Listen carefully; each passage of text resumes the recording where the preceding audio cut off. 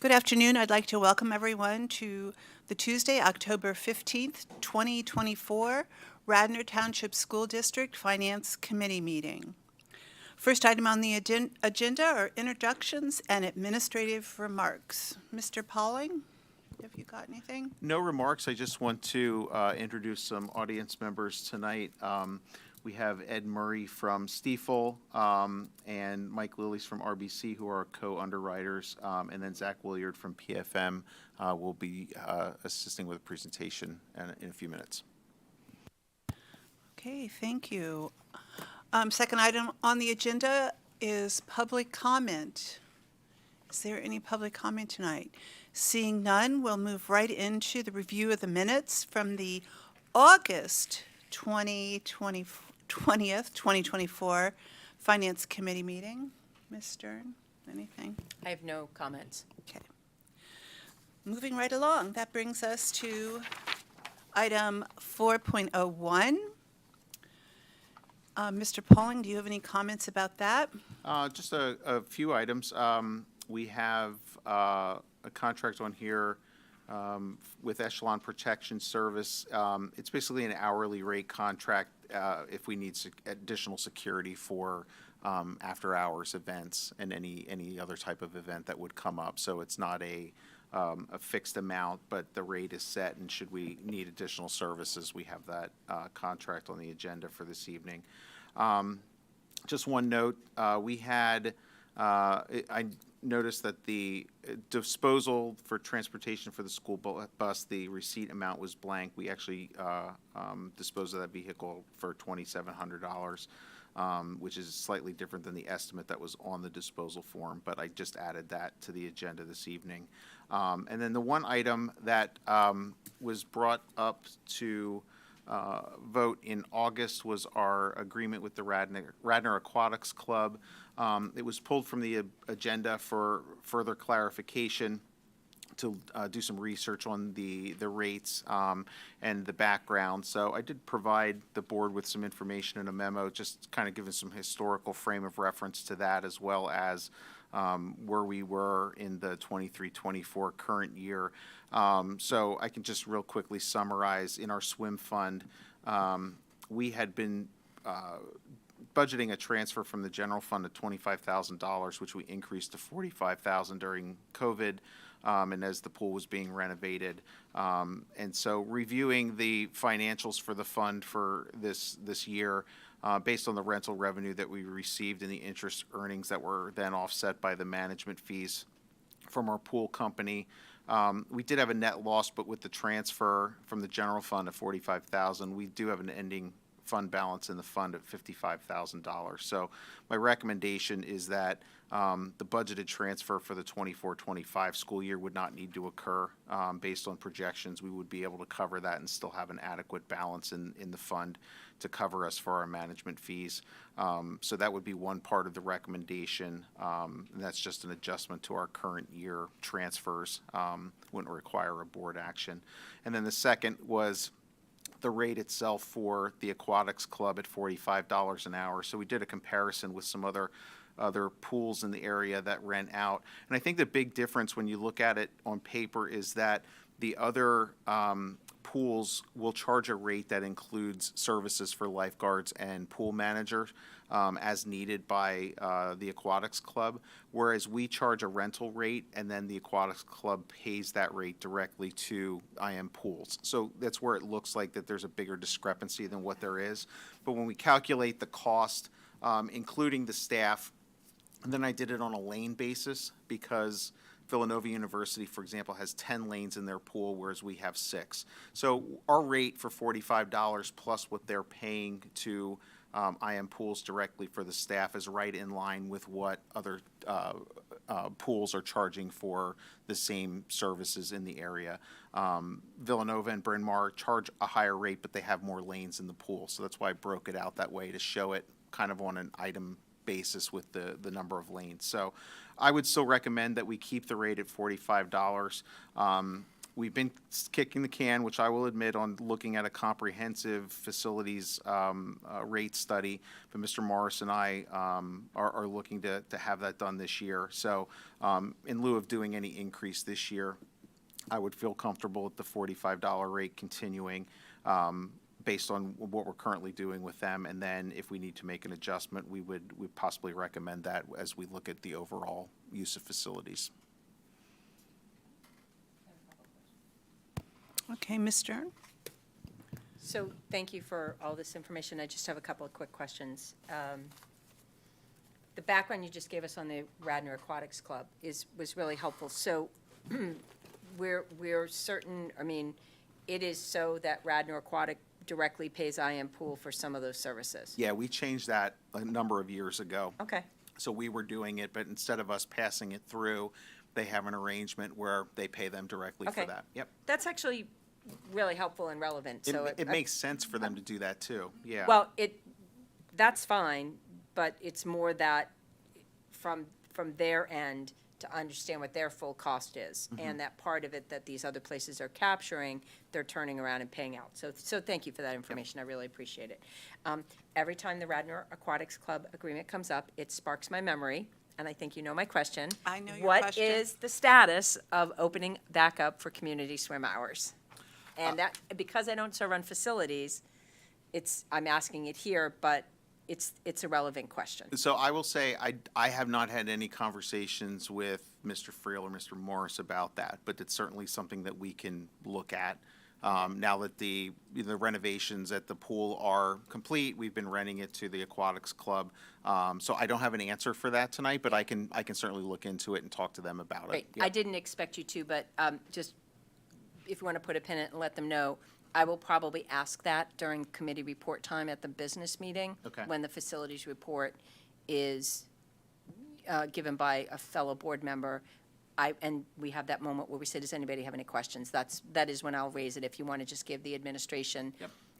a heads up for, the liaison for facilities. Thank you, appreciate it. Yeah. The other question I had is, if you could just explain, I think I know what this means, but I just want to check, where the echelon protection surveillance security, the contract is starting October 10th, or until one of the parties terminates the agreement? Is that what that's meant to say? Yes, yeah. So Okay. I think on the agenda it's terms, but it's compatible with termination, So so we can. Either side can terminate the agreement? Correct, yeah. And if we were not to terminate the agreement, it would just stay at $55 an hour, or how long is this rate good for? For what we're looking at now, but I don't know if it defined if there would be a rate increase, so I'd have to check into that to see. Because I think what we're anticipating is this would be a short-term item for us, as we've been trying to convert over to doing the security in-house. Mr. Bryan just came to me that there were some concerns with not having enough security based on where we're at with Sure. current staffing, to have this kind of as a backup if we would need it. So, Okay. but I can look into to see if there's a rate escalation. No, in I that. just wondered. And then with regard to the vendors, so only because I'm not familiar with the company, Giorgio's, is that a local company? And I don't know what kind of ice cream, and doesn't really matter. I think my point is to say, I personally have a preference that if there's local vendors, small businesses that we can use, that we consider making sure that they have an opportunity to bid these contracts. It has been told to me many times that small, for the bang for the buck, small businesses, when we give them our business, it makes a bigger difference for them. So I don't know and I just don't happen to know Giorgio's. I'm familiar with the other company. Yeah, see, I know Giorgio's from the mushroom Giorgio's, but it's not the ice cream Giorgio's. But we do, when we solicit this, we look for local vendors, but sometimes they're not small enough that they're only, like New Wayne is kind of an outlier. They do more regional, so it's more of like they may cover southeastern PA rather Right. than just be like, Sure. just, to Radnor specific. But New Wayne, we were happy to go back with them. We were with Seasons, I believe, last year, who's also, they're a larger chain, but they have a local office. Right. And for that, especially with the pizza, it does benefit the local pizzeria, even if it is a larger chain like that. Right. Because then the business goes into that, local branch. But to be able to. Well, I'm not going to object to this. I'm just Yeah. not familiar with the company. I like I said, I know more about like the other Giorgios that's spelled differently, but yeah, I can look into That's that. fine. But yeah, Then the last question, because I don't know that I've ever heard it referenced this way, in international school buses, international just a brand like Yeah. Bluebird? it is. Yeah. Okay, Yep. all right. And we had to pay to get rid of it, or we sold it for We 20? sold it for 2,700. Yep. Okay. Yep. All right, thank you. Those are my only questions. Sure. All right. I just want to second Ms. Stern's comment about getting public swim hours back on there. So just, there is interest in that. Okay. All right. Are we up to 4.02? We are. Or did we miss? Does have any questions? I don't know. Chase, did you have anything about? Anything? The only thing I would Anything in add the is world? that I guess, yeah, people would be interested in community swim, but I guess that's more like a facilities conversation. It kind of is a facilities, athletics because of pool time, and so yeah, there's a couple different parties involved in that. But I can take it back to the team and we can look into it. But Mr. Yep. Pauling has sway, so we're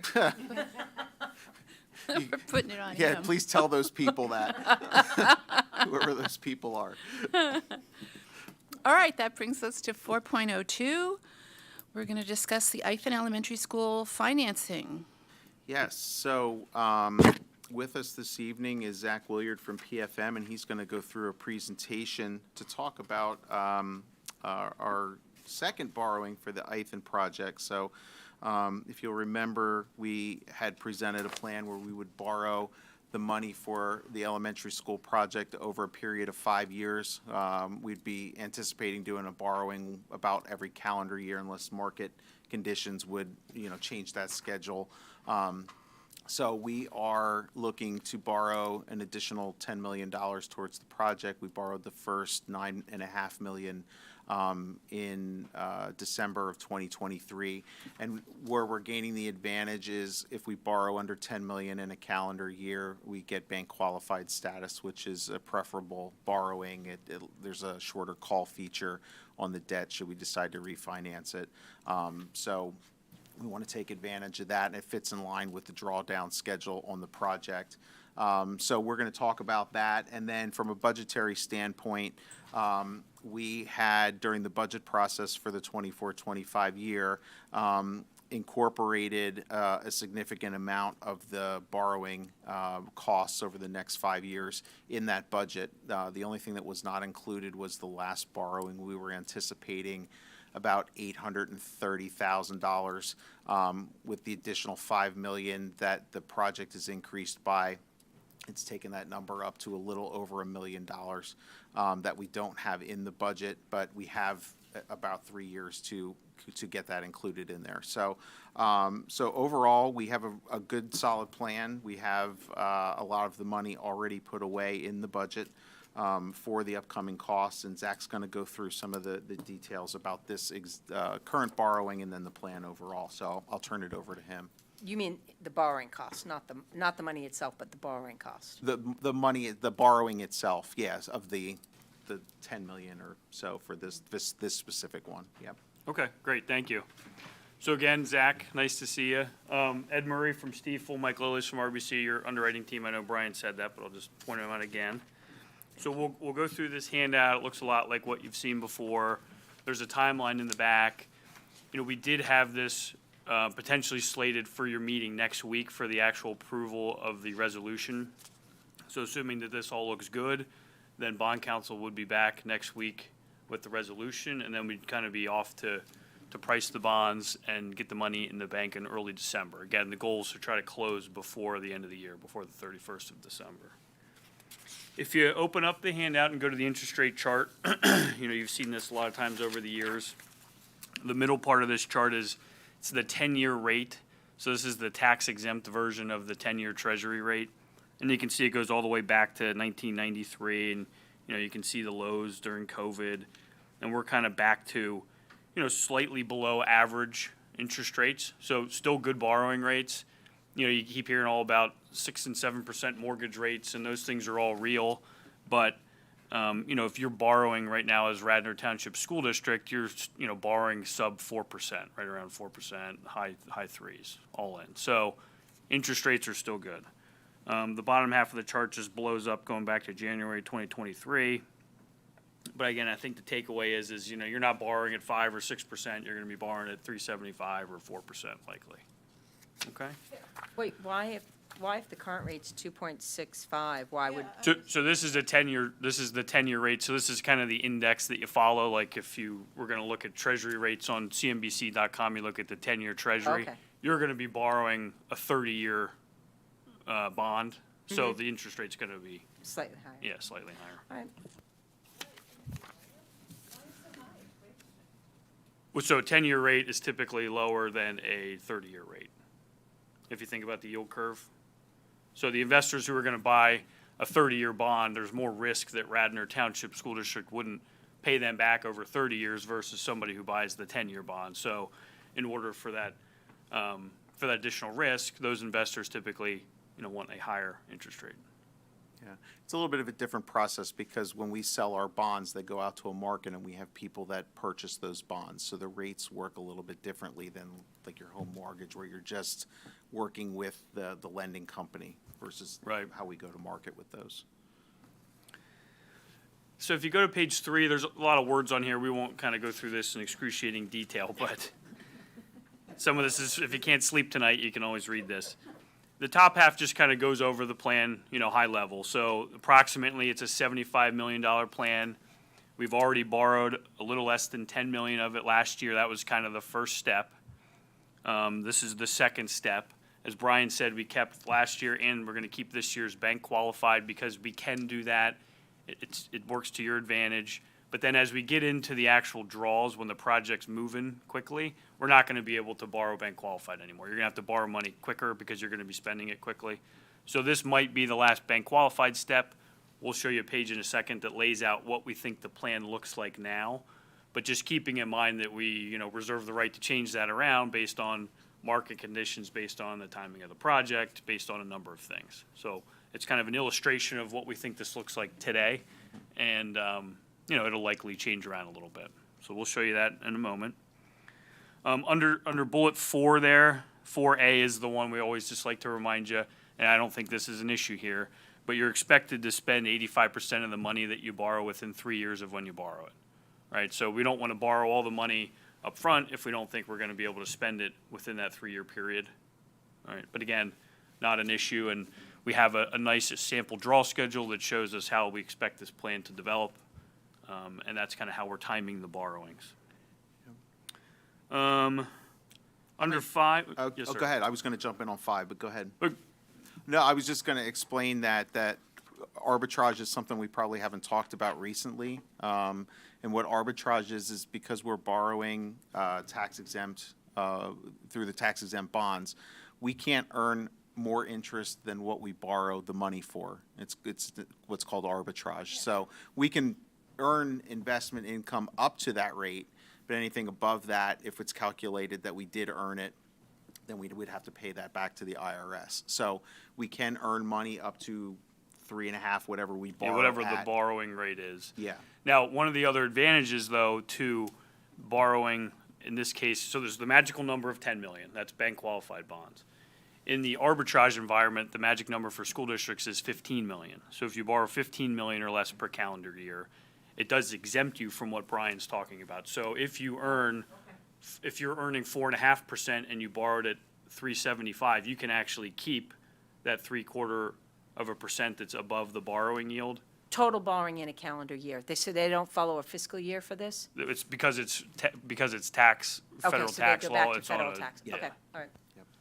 So again, by doing this one, 10 million, it puts you in a good position also that because you can earn positive arbitrage right now, you would be able to keep that under this scenario.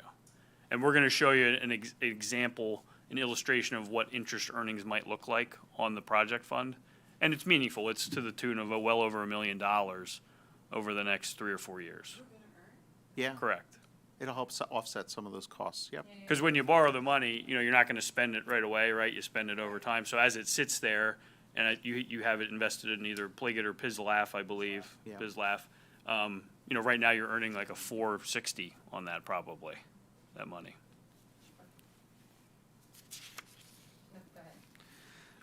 We hit on bank qualified, and then items 7 through 9, the parameters resolution, you've done plenty of these, but this is where, next week, again, bond counsel will be there.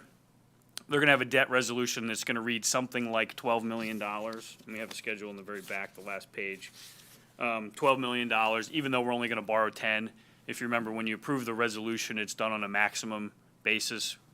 Typically, the principal amount's about 20% higher, and the interest rates are 5%, even though we're not borrowing at 5%. Those are the things that we need to put in there so that bond counsel can kind of go through the state approval process. Because when you file with the state, they require you to have cushion in each maturity. We're borrowing over 30 years, so there's 30 different maturities. So in order to make sure that we kind of stay within those ranges, you typically blow it up by 20% higher. The net result is we'll be borrowing 9.8. Yeah, less than 10. Yeah. In order to take advantage of the bank qualified. Yep.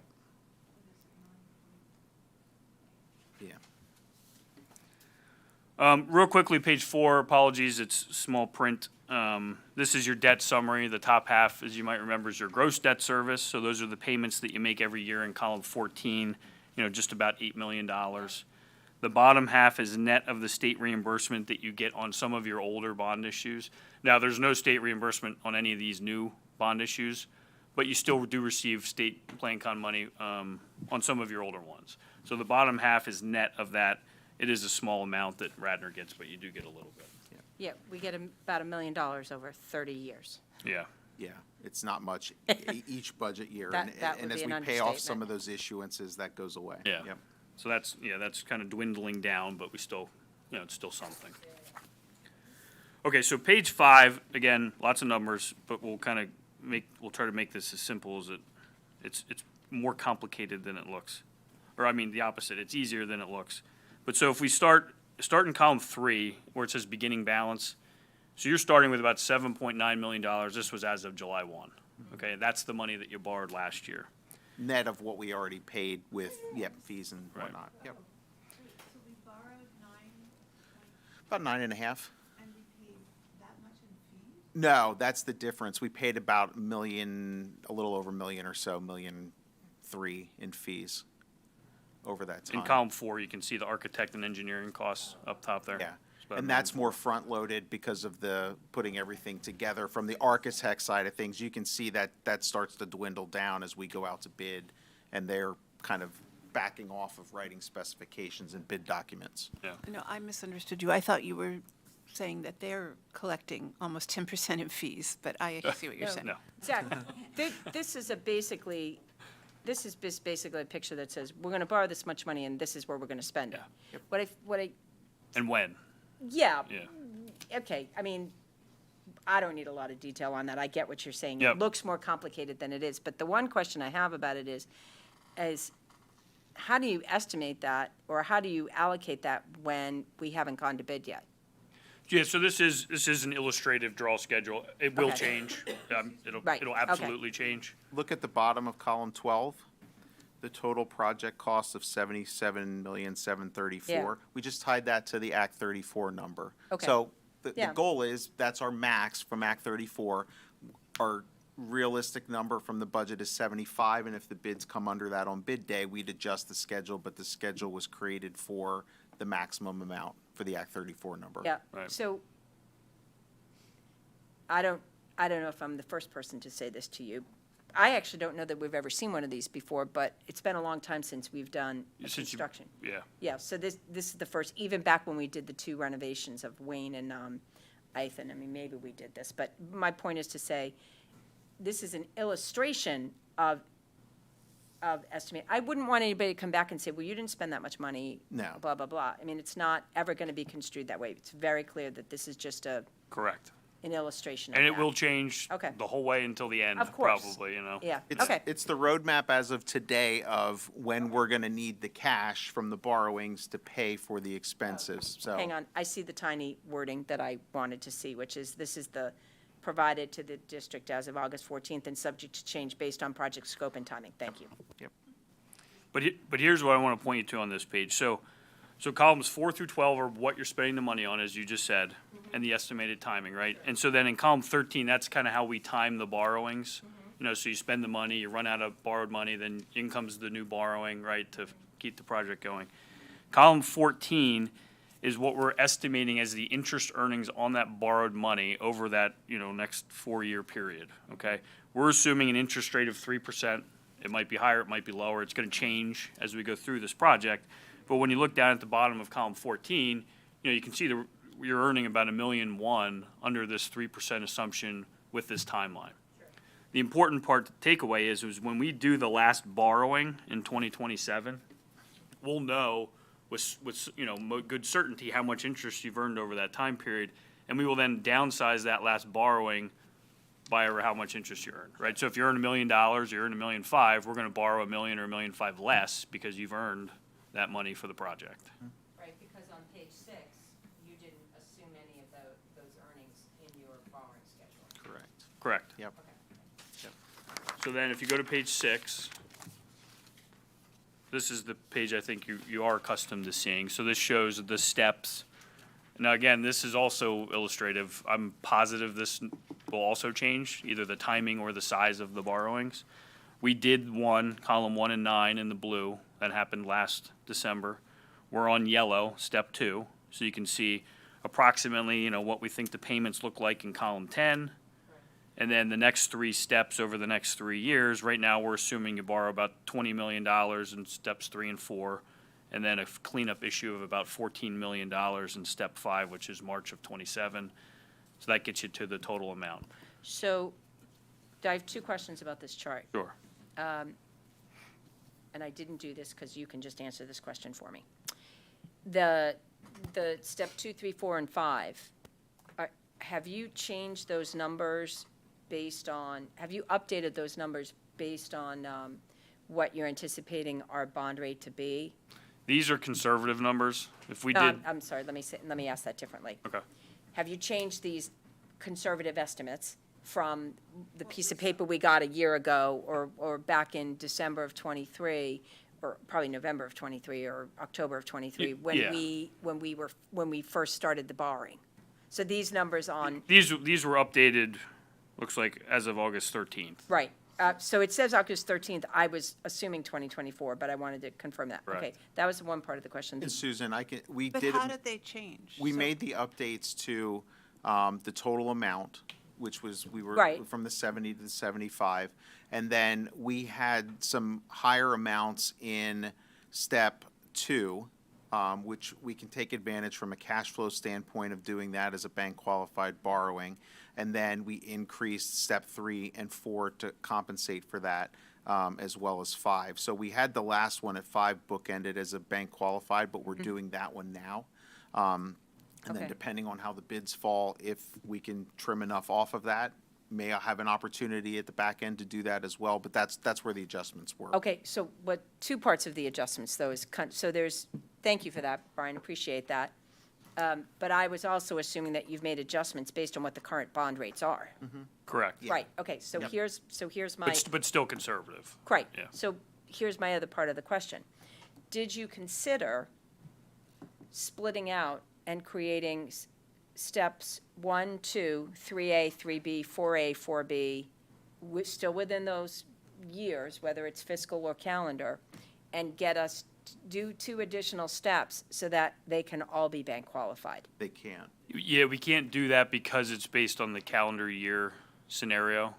So we're assuming that, so if you do step 3, where you borrow $21 million, Right? you can't just split it into 2 pieces and then keep them both under 10 million, because collectively you'll have borrowed $20 million in that calendar year. So when we talk about borrowing as bank qualified or non-bank qualified, we're not only talking about whether or not it's under 10 million, but whether or not it's under 10 million in that calendar year. Cumulatively, yeah. Thank you, that's helpful information. Yep. Got it. Okay, great, Absolutely. thank you.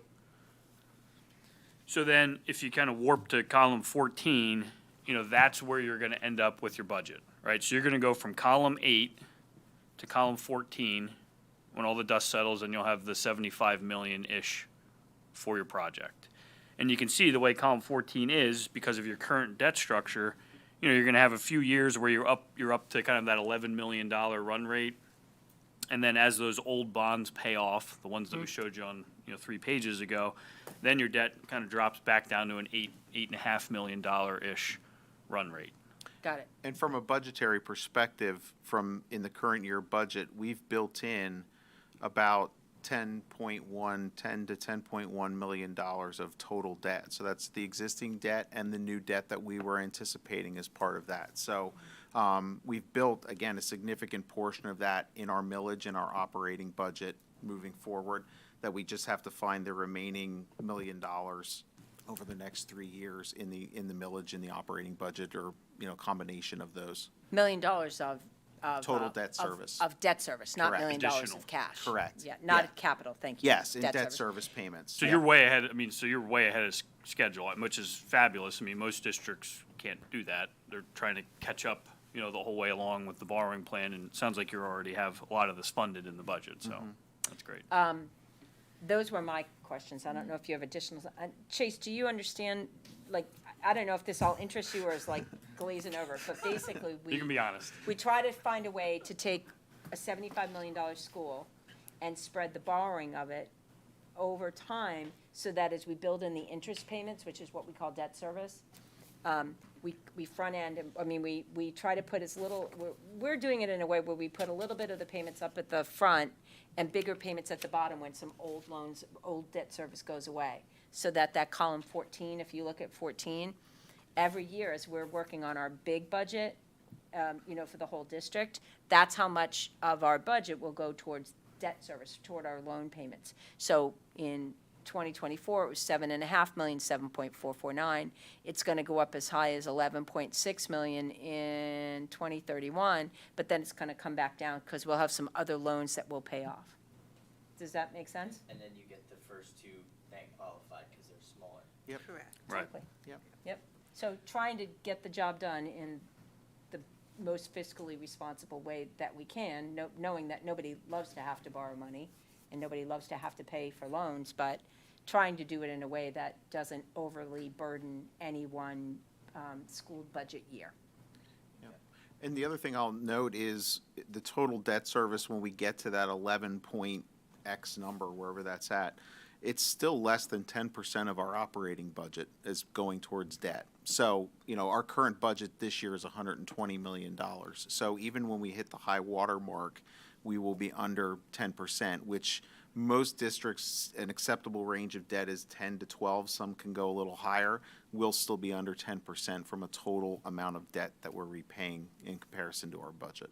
And the debt structure is advantageous because you're at that higher number for a few years, but then it drops back down. Right. So, the way some districts look at that is then that's an opportunity to do like the next phase of a long-term capital plan because your debt's going to fall off and you're going to have capacity for more debt if you need it.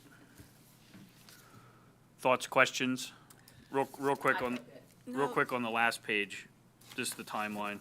So we had the rating call when I was driving here. Brian was on that and the underwriting team was on that. It went real well. We fully expect your AAA rating to stay intact. I think that was pretty obvious on the phone call. So good job there. You're doing great.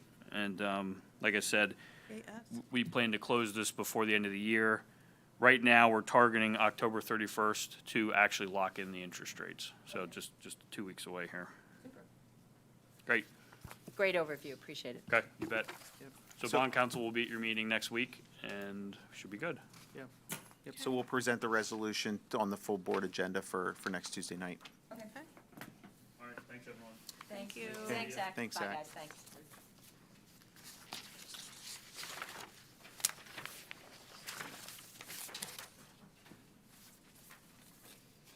Okay.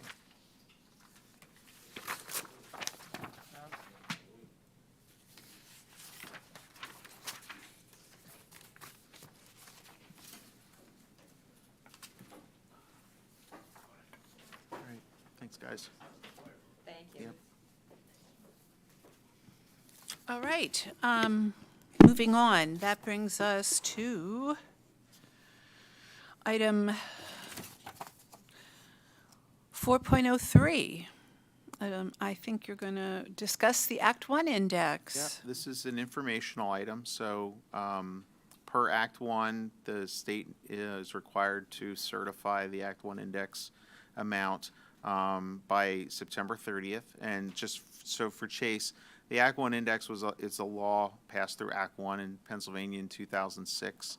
And what it does is it sets a cap of what school districts can increase their real estate tax millage rate by on a percentage basis from year to year.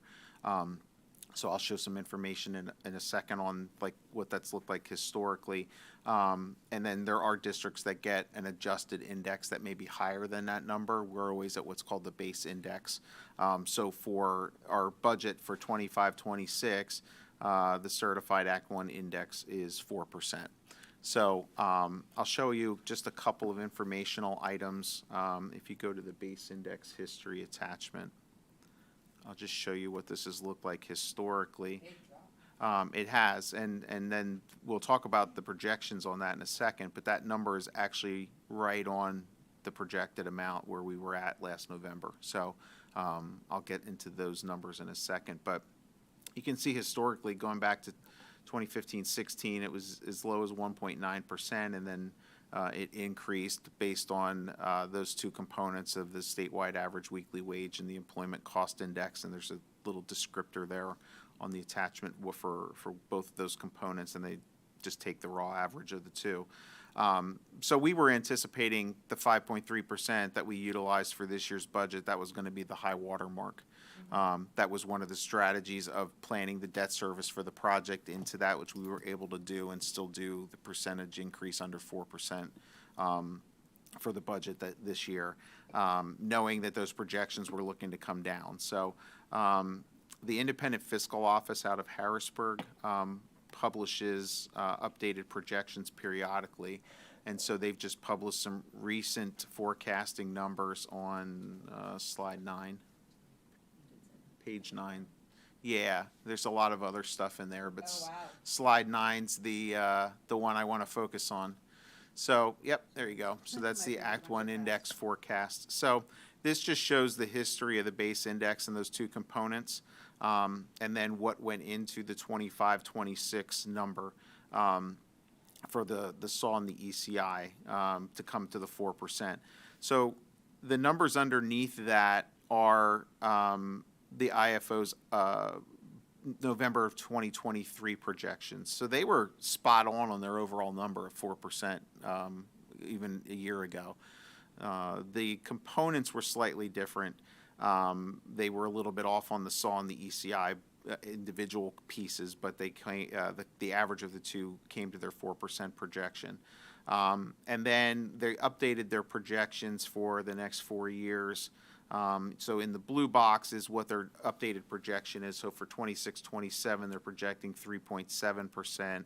Their November projection last year was 3.6, so it was off by 0.1%. So it shows the other numbers there of what they were last November, where they're updating their projections now. I think the big picture of this is that the number's coming down. It's going to somewhat what I'd call normalize at around 3%, which is kind of where the historic number has looked.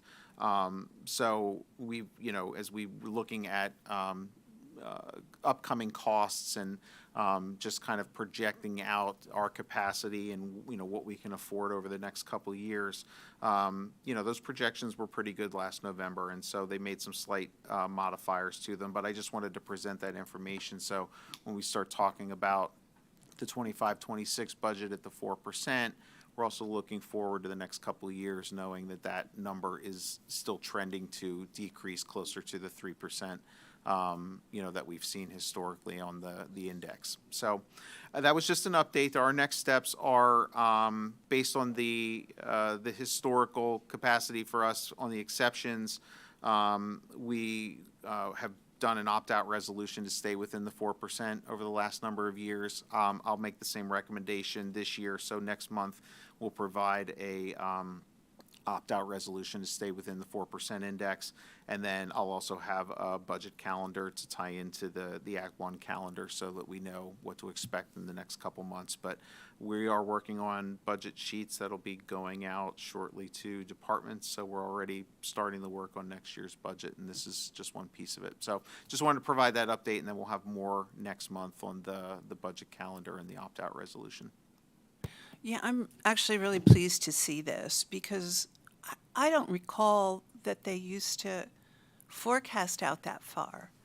Usually 2 to 3 years, Or maybe we never saw it, but maybe. this is really nice to see 5 years out because we have contracts that we're negotiating that are that far out, and we really need to know or bear in mind that it's going to be not much more than 3%, so. Yeah, and we talked to, when we did the negotiations for the agreements that we settled on this past year, you know, we presented this information, and so, you know, it's just, it kind of tells the story from the district's perspective of, you know, affordability and, you know, what we have the capacity to undertake over the next several years.